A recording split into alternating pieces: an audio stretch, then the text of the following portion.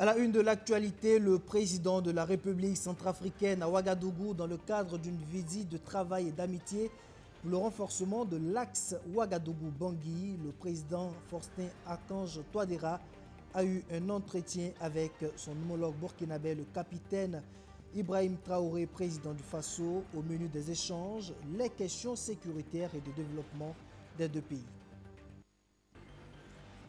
Le président du Faso, le capitaine Ibrahim Traoré, a reçu ce jeudi les lettres de créance de nouveaux ambassadeurs de 5 pays. Il s'agit de la Belgique, du Canada, de la Suisse, du Burundi et des Philippines, des pays qui veulent renforcer davantage leur coopération avec le Burkina Faso. Et puis nous irons à Bobo-Dioulasso où la gendarmerie vient de mettre aux arrêts des présumés voleurs d'engins à 2 roues. Ils opéraient dans plusieurs zones de la ville. Quel était leur mode opératoire? Vous aurez tous les détails dans un court instant. Et puis cette préoccupation, faut-il craindre une résurgence du VIH-Sida sur les jeunes au Burkina Faso? Les spécialistes sont tentés de répondre par l'affirmative, tant les jeunes adoptent de plus en plus des comportements à risque. Le pays enregistre près de 2000 nouvelles infections chaque année, particulièrement dans la frange jeune. Bonsoir mesdames et messieurs et bienvenue à ce 19h30. On débute avec cette visite du président de la République centrafricaine à Ouagadougou, accueilli à l'aéroport international de Ouagadougou. Faustin Archange Touadéra a eu un tête-à-tête au palais de Koulouba avec le président du Faso, le capitaine Ibrahim Traoré. Les deux chefs d'État ont échangé notamment sur les enjeux majeurs de la coopération entre le Burkina Faso et la République centrafricaine. Il s'agit entre autres de la situation sécuritaire, la coopération économique et la lutte des deux pays africains pour leur souveraineté. On fait le point avec Abdourazak Traoré.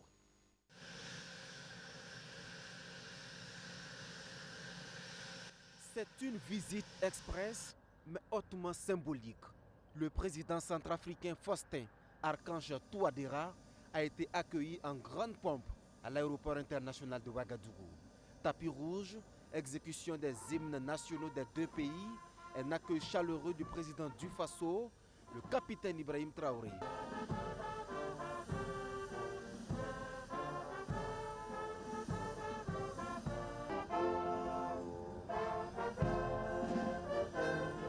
Après un bref tête-à-tête au salon d'honneur, direction le palais de Koulouba.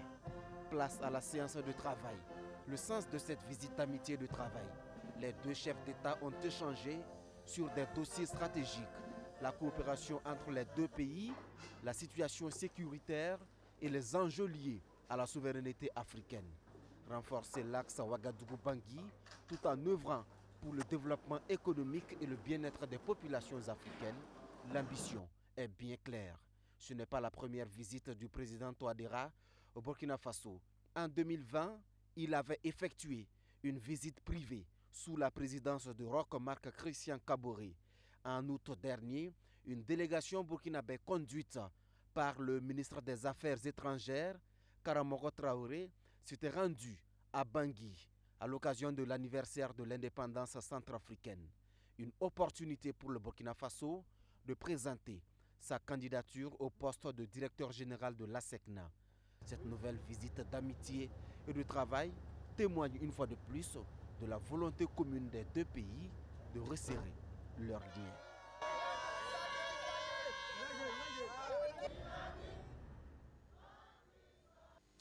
Diplomatie toujours, 5 autres pays renforcent leur coopération avec le Burkina Faso. Cette fois-ci, ce sont leurs ambassadeurs qui ont présenté leur lettre de créance jeudi au président du Faso, le capitaine Ibrahim Traoré. Il s'agit de la Belgique, du Canada, de la Suisse, du Burundi et des Philippines. Dans la suite de ce journal, le Conseil national du patronat burkinabé du centre sera dirigé par El Hadj Amadé Ouedraogo pour les 5 années à venir. Il a été élu ce mercredi à Ouagadougou lors d'une assemblée générale constitutive. Ces organisations régionales du patronat s'inscrivent dans la dynamique et l'autonomisation du patronat burkinabé afin d'en faire une institution de proximité au service de l'économie nationale. Luc Pakbelguel. Amadé Ouédraogo est le nouveau président du conseil régional du patronat du centre. Il a été installé ce 18 décembre par le bureau national. Cette installation répond à la vision du président du patronat burkinabé Idrissa Nassa, une vision qui est d'avoir des démembrements du conseil dans toutes les régions, et Amadé Ouédraogo est le dernier à être officiellement porté à la tête d'un conseil régional. L'initiative pour le nouvel bureau, c'est de voir ensemble avec tous les opérateurs économiques pour que les premières nécessités concernant les produits alimentaires puissent être vraiment à bon prix dans l'ensemble du territoire. Mais en faisant cela, en essayant de créer des industries qui permettra de pouvoir vraiment faciliter la vie quotidienne de la population burkinabé. Par rapport à ce mandat qu'on nous a confié, nous souhaitons à ce que tous les importateurs puissent devenir des industriels. En faisant comment? En essayant de se mettre ensemble pour pouvoir essayer de faciliter la vie quotidienne du peuple burkinabé. Natif de Bobo Dioulasso, Amadé Ouédraogo a débuté par la vente de vieux journaux aux vendeuses de galettes, puis grossiste de tissus au grand marché de la même ville jusqu'en 1994 où il entreprit des voyages d'affaires en Corée du Sud. C'est le départ d'échanges commerciaux qui vont le conduire en Russie, en Hong Kong, en Inde, en Chine, à Dubaï et d'autres pays du monde. L'homme est présenté comme le premier importateur de vélos paniers au Burkina Faso. C'est au début des années 2000 qu'il va s'installer à Ouagadougou. Il crée le groupe Sofao, spécialisé dans l'importation des produits de grande consommation. C'est la dernière raison qu'on vient d'installer aujourd'hui.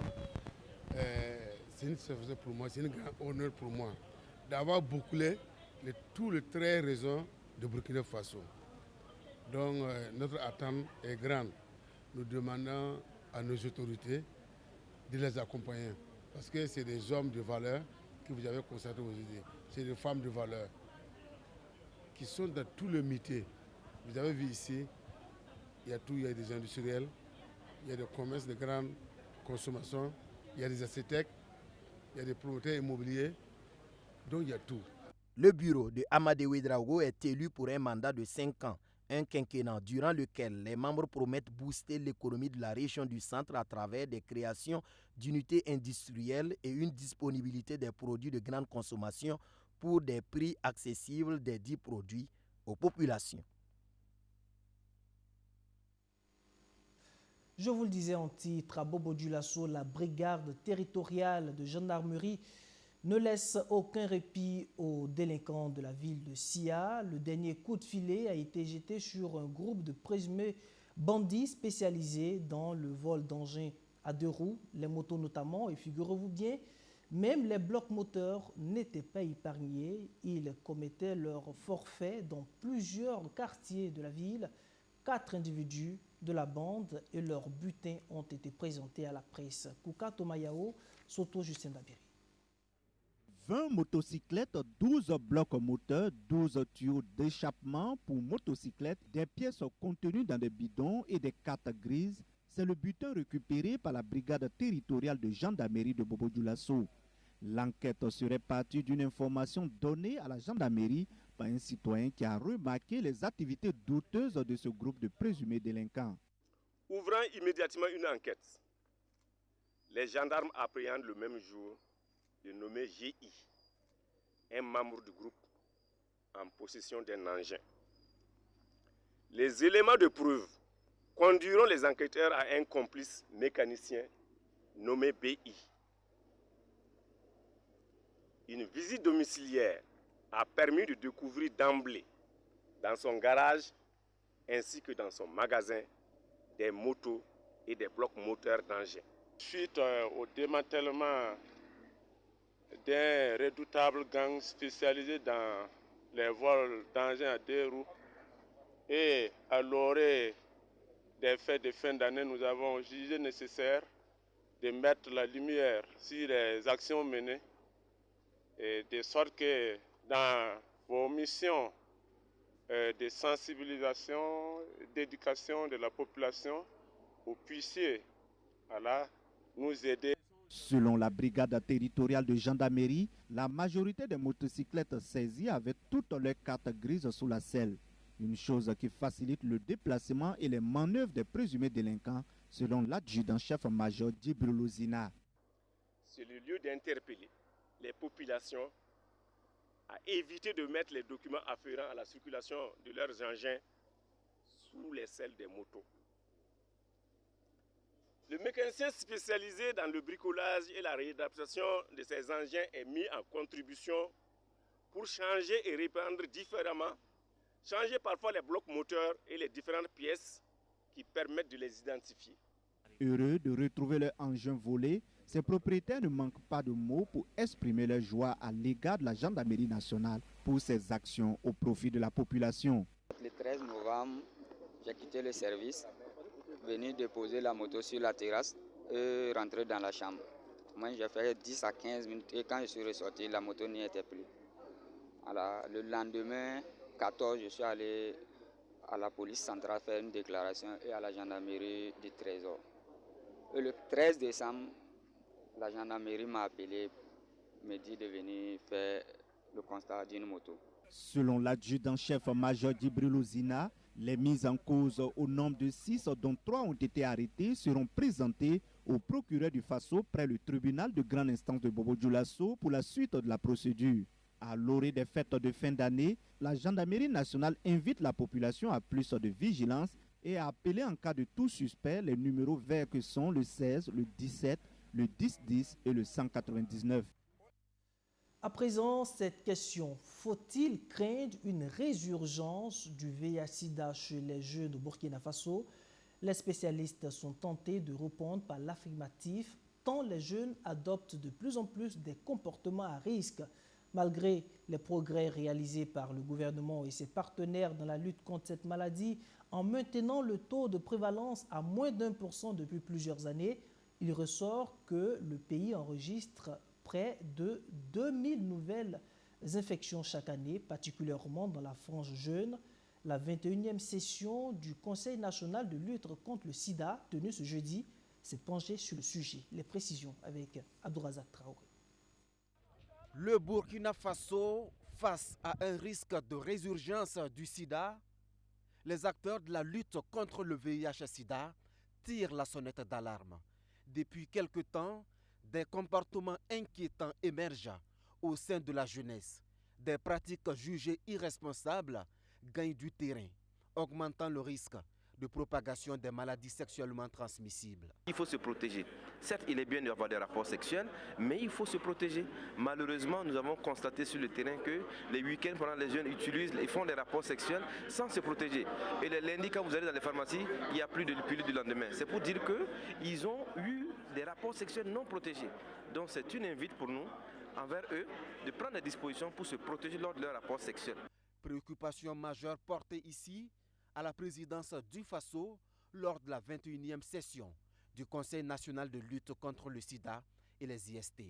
Autour de la table, les défis cruciaux sont débattus avec gravité. Chaque enjeu compte. À l'issue des travaux, une évidence s'impose. Des recommandations fortes et urgentes sont nécessaires. Poursuivre l'innovation pour assurer les services de prévention, de promotion et de prise en charge, surtout auprès des populations les plus à haut risque, les jeunes et adolescents, les PDI et les personnes retournées dans leur localité. Le défi reste immense, le nerf de la guerre. Mais une lueur d'espoir pointe à l'horizon. Le président du Faso promet un appui financier. J'ai instruit le ministère de l'économie et des finances de mobiliser des ressources supplémentaires pour l'année 2024 et aussi de prévoir une dotation budgétaire conséquente en 2025. Aux côtés de Burkina Faso, des partenaires techniques et financiers s'engagent dans cette lutte. Malgré les progrès, le chemin reste semé d'embûches. Et le Burkina Faso peut se féliciter d'être le seul pays de la région et à avoir atteint un budget de plus de 10% dédié à la santé. Toutefois, nous lançons un appel à en faire plus afin d'assurer la durabilité des interventions VIH-Sida. car pour l'instant, plus de 60% du budget du plan national multisectoriel SIDA sont couverts par des financements extérieurs. Le VIH touche 0,6% de la population burkinabé. Chaque année, 1900 nouvelles vies sont contaminées. Plus de 86 000 personnes vivent avec ce fardeau au quotidien. Tout autre chose à présent, la décision de rebaptiser certaines universités publiques du Burkina Faso a été prise en Conseil des ministres en avril dernier. Celle de Fada Ngourma est devenue Université Yembila Abdoulaye Togoyini, un acte d'hommage à cet illustre professeur de physique et chimie natif de la région de l'Est. Et depuis le lundi 16 décembre dernier, c'est effectif. Le ministre en charge de l'enseignement supérieur et ses collaborateurs ont assisté au baptême officiel de ce temple du savoir. Reportage avec Moussa Nyoli. Université Yembila Abdoulaye Togoyini, en abrégé UYAT, est désormais la nouvelle appellation de l'Université de Fada Ngourma. Pour le baptême officiel, membres du gouvernement, parents, amis, anciens étudiants de l'illustre professeur en physique-chimie étaient présents. L'histoire nous a donné cette chance que cette université qui se trouve dans le Goulmo porte le nom de cet homme. Et d'ailleurs, terre sur laquelle il repose. Et aujourd'hui, c'est pour interpeller toute la communauté universitaire, que ce soit les enseignants, que ce soit le personnel administratif, ou que ce soit donc les étudiants, qu'ils comprennent que chaque fois qu'ils vont franchir le seuil de la porte de cette université, qu'ils se rappellent des valeurs de cet homme et qu'ils s'engagent en même temps à prolonger le combat qu'il a mené de son vivant. Travailleur chevronné, homme intègre, sociable, que de qualificatifs pour celui qui a ouvert la première université du Burkina Faso en 1974. Ses proches se réjouissent de cette marque de reconnaissance des autorités. Nous avons à multiples reprises magnifié le sens des autorités de ce pays qui, à ce moment précis, au moment où on ne l'attendait pas, ont décidé donc de donner le nom de cette université au professeur Yembila Abdoulaye Togoyini, et nous en sommes fortement contents et nous les gratifions de toutes nos bénédictions.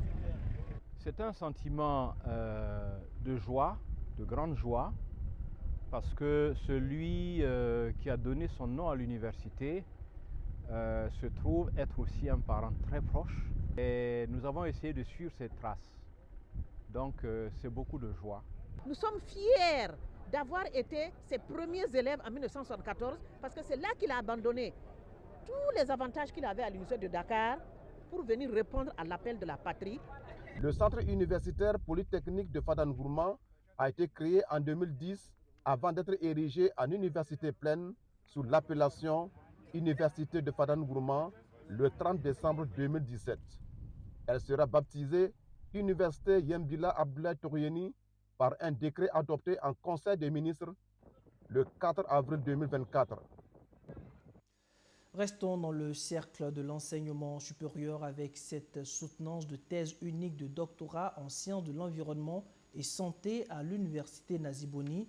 L'impétrant Wensom Osé Ouedraogo fait l'état des lieux de la gestion des déchets biomédicaux dans la zone urbaine de la commune de Bobo-Dioulasso. Après ses recherches, il aboutit à la conclusion que les déchets biomédicaux sont issus généralement des centres de santé, sont mal gérés, ce qui expose les populations à d'énormes risques sanitaires. Kouka Tomayao et Soto Justenabiri.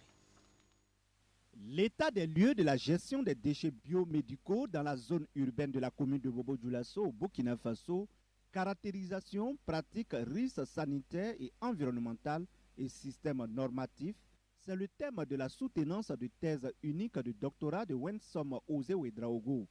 Dans son document, l'impétrant affirme que 75% des systèmes normatifs ne disposent pas de documents de planification pour la gestion des déchets biomédicaux. 67,3% ont prévu un faible budget et plus de 92% des gestionnaires des déchets biomédicaux ont un niveau de compétence bas. Nous avons voulu regarder les questions organisationnelles parce que la gestion des déchets passe par l'organisation. Eh bien, en termes d'organisation, eh bien, il y a un déficit, il y a un gap. L'organisation n'est pas reluisante. Pourquoi? Parce que non seulement les documents d'orientation ne permettent pas de bien encadrer la gestion. Bien sûr, le plan pratique également, c'est ce qui est ressorti. Eh bien, nous avons vu des pratiques vraiment à risque. En fait, nous avions effectivement mis des investigations, notamment dans les différentes formations sanitaires ou même d'une manière générale, même dans les établissements même qui produisent les déchets biomédicaux. On les a parcourus effectivement pour effectivement faire un travail de suivi, notamment des pratiques, la mesure des quantités notamment des déchets évidemment qui sont produits et après analyser toutes ces données. Après sa présentation, le travail du désormais docteur en sciences environnementales et santé avec pour spécialité management de la qualité, normalisation et métrologie a été jugé recevable par le jury qui lui octroie la mention très honorable. Un thème qui a été très bien étudié sous plusieurs angles et qui a permis de générer un certain nombre de recommandations à mettre en œuvre pour réduire les risques et pour les prestataires de soins, et pour les accompagnants, et pour les malades qui fréquentent nos formations sanitaires. Il s'agit de la première soutenance de cette spécialité doctorale, management de la qualité, métrologie et normalisation.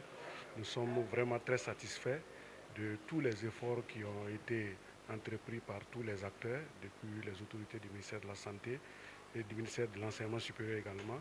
Dans ses travaux de recherche, Dr Osé Ouedraogo recommande entre autres la formation des auditeurs de la norme, l'établissement et la vulgarisation des meilleures techniques disponibles en lien avec l'élimination des déchets biomédicaux et l'élaboration à la mise en œuvre d'un plan de renforcement des capacités sur le module des liens avec la gestion intégrée des déchets biomédicaux dans la commune de Bobo-Dioulasso.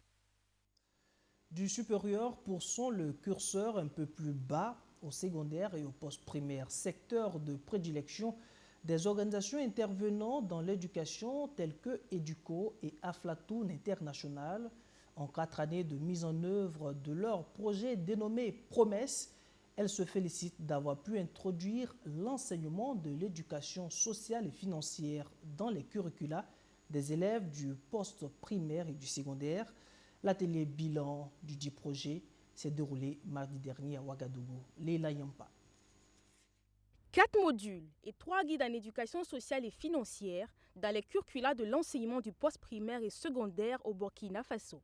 Des professeurs d'histoire et géographie outillés en éducation sociale et financière.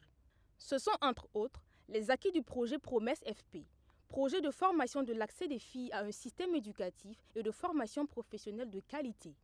Initié par le consortium Solidar Suisse, Educo et Aflatoon International, avec pour mission principale la contribution à l'autonomisation de la jeunesse burkinabé, le projet en 4 années de mise en œuvre note des résultats considérables selon les acteurs. Nous avons eu à conduire des clubs de 50 membres où parmi les 50 membres nous avons 40 filles. Donc une discrimination positive, je le dirais. Mais en fait c'était juste une introduction de ce programme-là au niveau des clubs pour voir sa valeur ajoutée. Aujourd'hui, c'est chose faite. L'éducation sociale et financière est intégrée à partir de cette rentrée 2024-2025. Donc, vraiment, c'est une satisfaction pour nous et pour tous les Burkina, au bonheur de tous les élèves du Burkina Faso. Le projet Promesse FP a touché les régions du centre-nord, de l'Est, du Nord et du Sahel. Des interventions fort appréciées par les partenaires techniques et financiers de mise en œuvre de l'initiative qui notent tout de même des défis à relever. Il y a encore de l'accompagnement à faire, notamment dans la formation continue des enseignants dans les écoles de formation ou sur le terrain, la reprographie, le suivi des activités. Donc je pense que c'est sur ces aspects-là que nous, à Aflatoon, nous allons continuer à mobiliser notre expertise pour accompagner la mise à l'échelle de ce programme, que ce soit au niveau du gouvernement et aussi de notre partenaire, le CCOB. Pour le ministère de l'Éducation nationale, le programme de l'éducation sociale et financière est une plus-value pour l'enseignement burkinabé. Il devrait contribuer à autonomiser la jeunesse.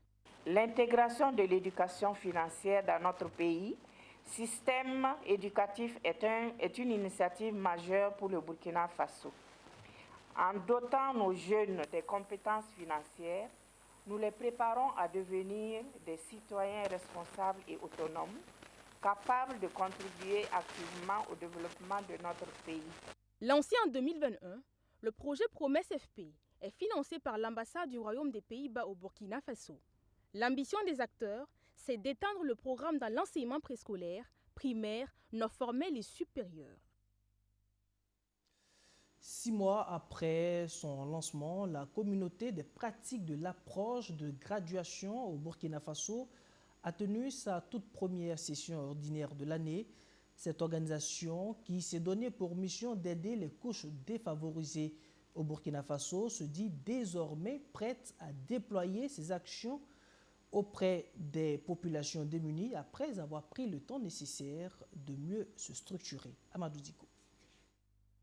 C'est une plateforme à travers laquelle les acteurs intervenant dans l'approche de graduation mutualisent leurs efforts afin de renforcer la résilience des communautés, mais aussi lutter considérablement contre la pauvreté au Burkina Faso. Lancée en juin dernier, la CEPAC-BF, communauté des pratiques de l'approche de graduation au Burkina Faso, tient sa toute première session ordinaire.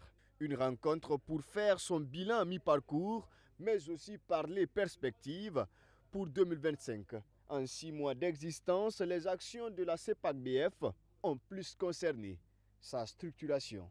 Durant toute l'année 2024, nous avons travaillé à mettre en place les structures, tous les documents qui gouvernent le fonctionnement, l'organisation et le management de la CEPAC.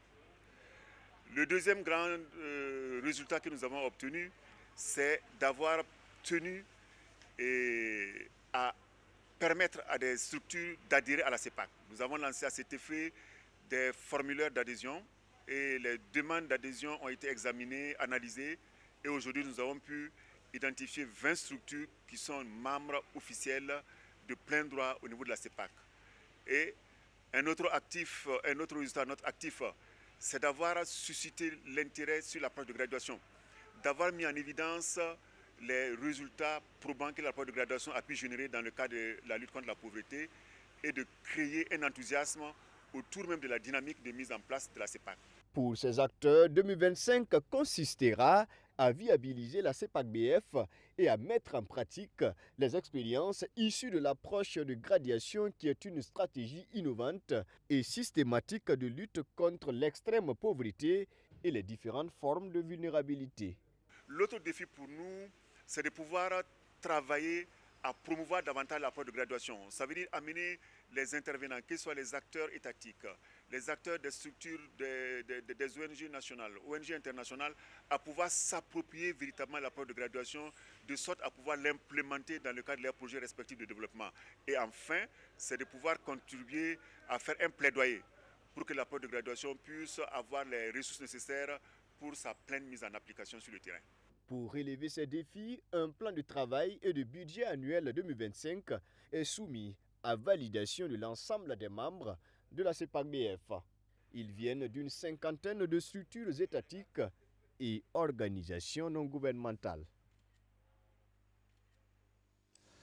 Un mot de solidarité à présent avec ce don de vivre de la société Saher Emploi Burkina Faso aux veuves et orphelins des forces de défense et de sécurité tombées pour la défense de la patrie. Un geste qui tombe à pic notamment à l'orée des fêtes de fin d'année, s'est réjoui le premier responsable de l'action sociale des armées et des blessés en opération qui a officiellement réceptionné le don. Magasin de stockage de vivres de la Direction centrale de l'action sociale des armées. Dans cet entrepôt est exposé le don de l'entreprise Saher Emploi à l'endroit des veuves et orphelins de FDS et VDP tombés pour la patrie.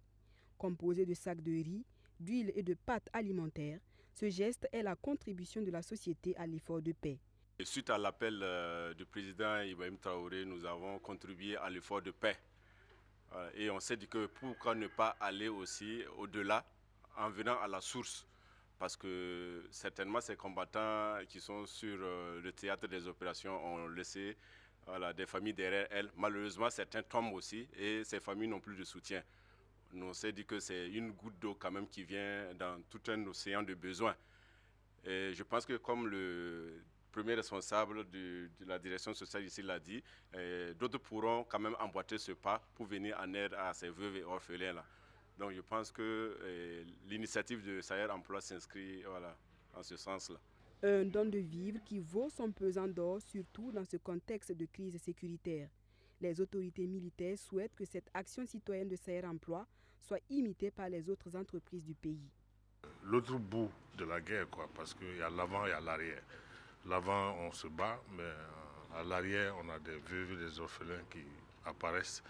Et donc, il faut que ce soit géré. Et je pense que déjà, l'effort qu'on fait pour de l'avant, là, c'est déjà beaucoup. Et donc, si la société peut prendre en compte les veuves et les orphelins que les combattants laissent, ça peut soulager l'État. C'est pas qu'on demande trop aux gens, mais la nature de la société burkinabé est comme ça. C'est de la solidarité automatique. Et ce que Sahel Emploi a fait aujourd'hui est un geste salutaire. Et nous leur disons merci pour ça. Et merci de contribuer à soulager la douleur des proches de ceux qui sont tombés au combat.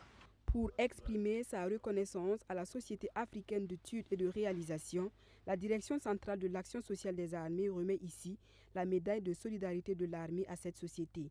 En plus de ce don, Sahel Emploi a, conformément à sa responsabilité sociétale, traduit sa solidarité envers les personnes vulnérables du centre de Sakoula selon les premiers responsables de l'entreprise. L'archidiocèse de Bobo-Dioulasso a un nouvel évêque. Monseigneur Laurent Dabiré a été nommé le mardi 18 décembre dernier par le pape François. Il succède ainsi à Monseigneur Paul Ouedraogo qui lui aura passé 14 ans à la tête de l'archidiocèse de Bobo-Dioulasso. La nouvelle a été officiellement portée aux fidèles à la cathédrale Notre-Dame de Lourdes de la ville de Sia. La célébration a été suivie pour nous par Safiatou Kaboré et Soto Justin Dabiré. Son Excellence Monseigneur Paul Ouedraogo a demandé au Saint-Père de le décharger du gouvernement pastoral de l'archidiocèse de Bobo-Dioulasso. Le Saint-Père a accepté sa demande et ce jour, 18 décembre 2024, il nomme pour lui succéder son Excellence Monseigneur Laurent Monseigneur Laurent Bifoiré Dabiré est donc le nouvel évêque de l'archidiocèse de Bobo-Dioulasso. Il a été nommé par le pape François ce mercredi 18 décembre 2024. Il remplace à la tête de l'archidiocèse de Bobo-Dioulasso Monseigneur Paul Nyamboaro Ouedraogo, désormais évêque émérite de Bobo-Dioulasso. Disons que rien ne change fondamentalement, sauf que Monseigneur Paul n'est plus archevêque de Bobo-Dioulasso, il devient archevêque émérite de Bobo-Dioulasso. Et dans la liturgie, nous ne le mentionnerons plus en disant notre évêque Paul, nous dirons notre administrateur Paul Ouedraogo. Maintenant, Monseigneur Paul prendra un décret pour confirmer l'un ou l'autre conseil, comme le collège des consulteurs, qui devrait maintenant l'accompagner dans le gouvernement de l'archidiocèse en attendant la prise de possession du nouvel archevêque. Transféré à la tête de l'archidiocèse de Bobo-Dioulasso le 13 novembre 2010, après avoir succédé à Monseigneur Ansem Titiama Sanon, évêque émérite de Bobo-Dioulasso, Monseigneur Paul Ouedraogo aura passé en tout 14 ans à la tête de l'archidiocèse de Bobo-Dioulasso. Alors le sentiment qui m'anime, c'est d'abord un sentiment de joie, dans la mesure où c'est quand même une réponse à une demande que j'ai formulée, en tenant compte évidemment de ce qu'il y a et puis de ce que je souhaite aussi. Et donc, je suis très heureux de ce jour. Je suis très heureux également pour le choix posé sur mon successeur que j'accueille volontiers. Et je pense qu'il, lui aussi, avec ses qualités, avec ses charismes, fera continuer, j'allais dire, de faire monter notre Église Famille de Dieu à Bobo-Dioulasso. Monseigneur Laurent Dabiré, actuel évêque de Dori, assure plusieurs postes de responsabilité au sein de l'Église catholique du Burkina Faso. Depuis juin 2019, il est le président de la conférence épiscopale Burkina-Niger. La cérémonie de son installation officielle est prévue en principe pour le 2 février 2025. Sport football à présent, le sélectionneur des étalons locaux a dévoilé ce jeudi la liste des joueurs convoqués pour la double confrontation contre la Côte d'Ivoire, comptant pour le deuxième tour des éliminatoires du CHAN 2025. Pour ce derby ouest-africain, le sélectionneur a fait appel à un groupe de 23 joueurs. Le match aller, c'est pour ce dimanche 22 décembre du côté d'Abidjan. Luc Pagbelgué.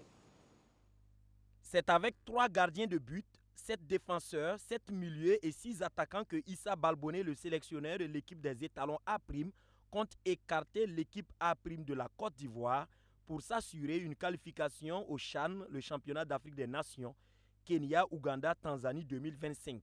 Gardien de but, Maré Philippe, qui joue à l'Étoile, qui est gardien titulaire. Traoré Zégué, titulaire. Sanou Ladji, titulaire à l'AS Douane. Malo Patrick, titulaire. Sagné Adalou, titulaire. Giro Abdul Abbas, titulaire à fonctionnaire. Kone Amadou, défenseur central de l'AS Sonabel, titulaire. Ouattara Suleiman, Massa, l'AS Douane, titulaire. Soso, titulaire. Ouattara Blakis, latéral droit de l'Étoile, titulaire. En milieu de terrain, Maïga Ridouano, Kanté Franck, Touré Abdoulaye, Belem Adolphe, Gel Cheikh Mohamed, Dao Memel, Nikema Khalifa, tous titulaires en club. Les avants, Pitropa Clément, Lougutiogue Atiu Romain, Yé Honoré Camille, Traoré Aboubaka, Diara Diak et Bagian Abdul Karim. Les 23 convoqués sont tous de la Ligue 1 du Faso Foot et titulaires dans leurs clubs respectifs. Le critère de compétitivité a prévalu dans les choix de Issa Balboné. Il y a longtemps, j'ai vu cette équipe jouer, mais je pense que le football ivoirien aujourd'hui, c'est un football qui est basé beaucoup sur la technique.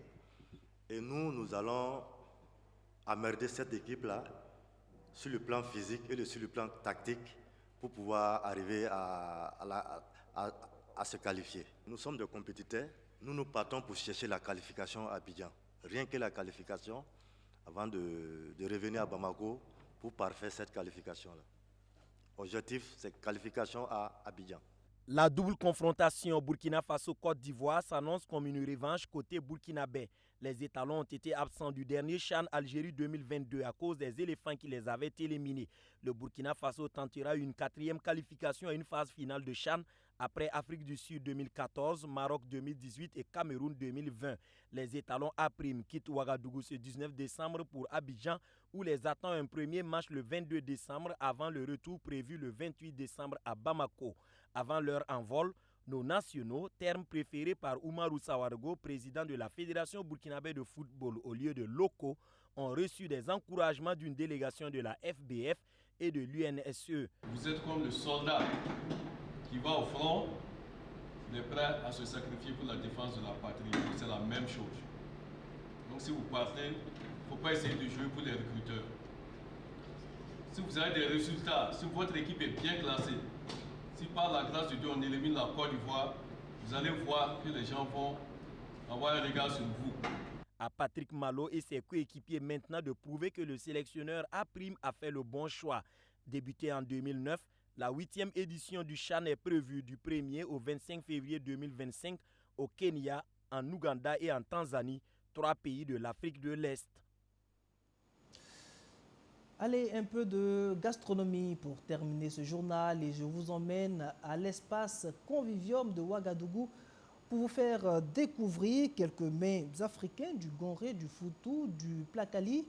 Autant de repas pour stimuler vos papilles gustatives. C'est le restaurant, le MAD, qui se tient sur une semaine. Si vous avez du temps, faites-y un tour pour voir de plus près la richesse culinaire africaine. L'ouverture de cet cet événement gastronomique avec Abdou Azissari. Dans des récipients en terre cuite, les convives se servent à volonté, savourant un buffet aux saveurs typiquement africaines.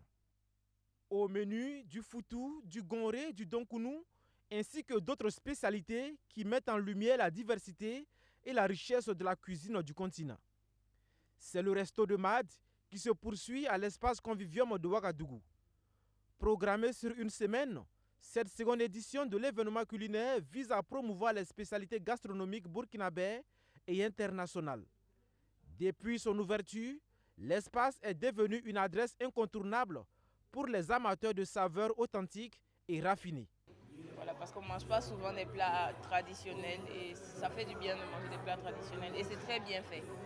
J'aime bien les plats africains, typiquement même les plats burkinabés, le babenda, le gonré. Tout à l'heure même j'irai manger donc. Selon la promotrice, l'idée de cet événement est née du constat que de nombreux Burkinabés ne consomment pas assez les mets locaux. Non pas parce qu'ils ne sont pas savoureux, mais parce qu'ils sont souvent mal préparés, souligne-t-elle. Elle a donc voulu offrir des plats locaux soigneusement réalisés dans un cadre propre et moderne. Exactement, on essaie d'apporter une touche particulière, déjà même à travers les plats dans lesquels on sert la nourriture, comment on présente la nourriture. On essaie vraiment de rester dans tout ce qui est cadre africain, en passant par les spatules qu'on utilise même pour servir la nourriture. On va vraiment apporter ce plus-là qui n'est pas partout. En vrai, je trouve que c'est une belle initiative, c'est bien. Ça va nous permettre de manger la nourriture de Madia, surtout qu'elle prépare super bien, donc voilà. À en croire ce cordon bleu passionné d'entrepreneuriat, confie que le concept du resto de Mad s'inspire des fast-food en associant rapidité et qualité culinaire. Mad Boutique Chain Food déjà essaie de valser en tout type de nourriture, que ce soit occidental, africain ou que ce soit tout ce qui est fast-food. Donc déjà pour le resto, de 11h à 23h, là, on retrouve des plats occidentaux, mais aussi beaucoup plus de fast-food parce que c'est ça qui est plus rapide à faire, les gens n'ont pas forcément le temps. Et pour que ce soit accessible à tout le monde, nos plats sont à partir de 1500. Le resto de Mad se poursuit jusqu'au 22 décembre sous le thème Innovation et entrepreneuriat des jeunes. Un thème en phase avec l'esprit de créativité et de dynamisme qui caractérise l'événement. Voilà, fin de ce journal. Merci de l'avoir suivi. Je vous retrouve demain, si Dieu le veut, à la même heure. D'ici là, portez-vous bien. Bonsoir.